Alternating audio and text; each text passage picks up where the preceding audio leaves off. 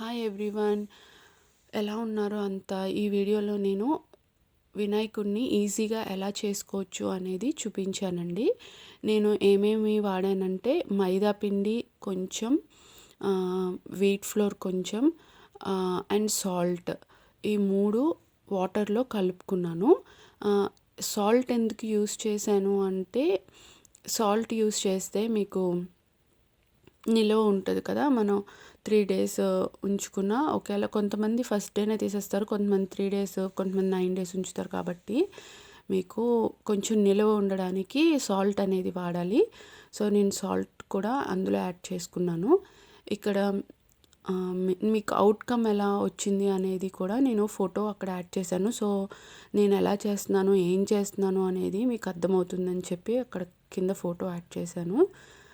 So first నేనైతే శివలింగం చేసుకున్నాను కదా, ఆ ఎల్లో కలర్ వచ్చి పసుపు అండి. నేను ముందే మైదా కలుపుకున్నప్పుడు కొంచెం విడిగా తీసుకుని మైదాలో ఎల్లో కలర్ వేసుకుని కలుపుకున్నాను.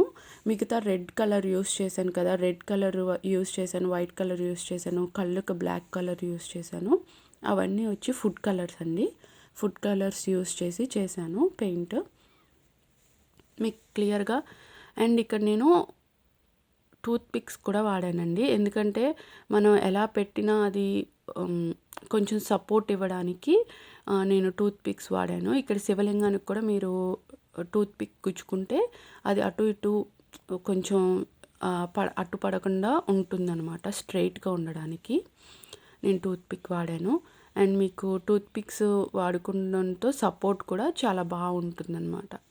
టూత్ పిక్స్ లేని వాళ్ళు అగ్గిపుల్ల కానీ వాడుకోవచ్చు. అంటే అగ్గిపుల్లలు కొంచెం ఎక్కువ ఉంటాయి కాబట్టి చూసుకుని వాడుకోండి, కట్ చేసుకుని. అండ్ ప్రాసెస్ అంతా మీకు క్లియర్గా ఈ వీడియోలో కనిపిస్తుందండి, నేను ఏం చేశాను, ఏమి యూస్ చేశాను అనేది. సో లాస్ట్ వరకు చూసేయండి. మీకు వీడియో నచ్చితే షేర్ చేయండి, ఎవరైనా చేసుకునే వాళ్ళు ఉంటే, ఇంట్రెస్ట్ ఉంటే. అండ్ తప్పకుండా మీ ఇంట్లోనే వినాయకుడిని చేసుకుని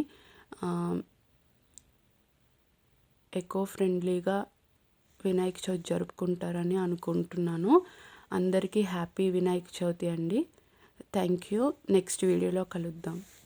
మీరైతే వీడియో చూసేయండి. Thank you.